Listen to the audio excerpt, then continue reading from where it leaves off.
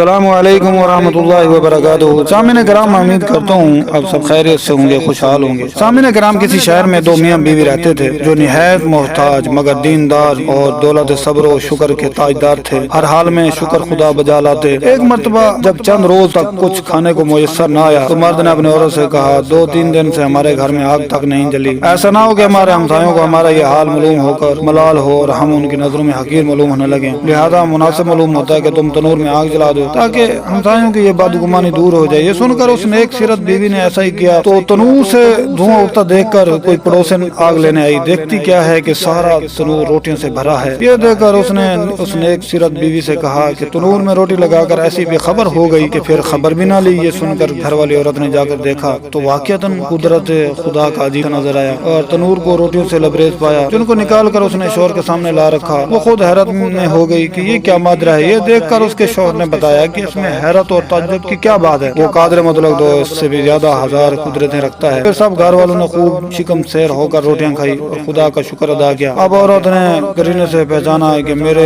شوہر صاحب کرامت ہے، یہ سب کچھ اس کی قوت ایمانی کا ظہور ہے۔ کہنے لگی، جناب اللہ تعالیٰ کی بارگاہ میں کوئی ایسی دعا کرو کہ وہ ہم کو کوئی ایسی چیز عنایت فرما دیں جس سے دنیا کے روز روز کی فکر دور ہو جائیں اور فارغ البالی کے ساتھ ہم دن رات خدا کی عبادت میں لگے رہیں۔ شوہر نے کہا، وہ ہمارے سب حال سے واقف ہے، جو اس کے نزدیک بہتر ہے اپنے بندوں کے ساتھ وہی کرتا ہے، اس میں عرض معروض کی کیا حاجت ہے۔ مگر جب عورت نے زیادہ مجبور کیا تو ایک دن آخر شام میں جو اجابت دعا کا وقت ہے، دعا کی، میرے مولا تو ہمارے حال سے اچھی طرح واقف ہے، تیرے سامنے کسی کی بات کی عرض کرنے کی حاجت نہیں، مگر تیری لونڈی نے مجھے مجبور کر دیا، اگر تو چاہے تو اس کی امید پوری کر دے اور اس غلام کو اس کی کشاشکی سے نجات دے۔ چنانچہ اس کی دعا پر ایک طاق سے کوئی ہاتھ باہر نکلا جس میں ایسا روشن جوہر تھا جس سے تمام گھر روشن ہو گیا، پھر وہ ہاتھ غائب ہو کر طاق بند ہو گیا۔ یہ دیکھ کر شوہر نے بیوی کو جگایا کہ جلدی اور خدا نے تیرے دل کی مراد پوری کر دی۔ یہ سن کر وہ عورت جھنجھلاتی ہوئی بیدار ہوئی کہ مجھ کو کیوں جگایا، میں تو ایک لطیف خواب دیکھ رہی تھی کہ جنت ہر طرح سے سجی ہوئی ہے اور اس میں ایک نہایت عمدہ مکان زر و جوہر سے بنا اور اس قدر مزین اور روشن ہے جو آفتاب عالم تاب کو شرماتا ہے۔ اس کی زرق برق دیکھ کر میں کھوئی ہوئی تھی۔ جب کچھ ہوش ہونے پر میں نے پوچھا، یہ عالی شان مکان کس خوش نصیب کو ملے گا؟ تو جواب ملا، تم دونوں میاں بیوی کے لیے ہے۔ یہ سن کر میری خوشی کی انتہا نہ رہی۔ پھر کیا دیکھتی ہوں کہ ایک روشن موتی اس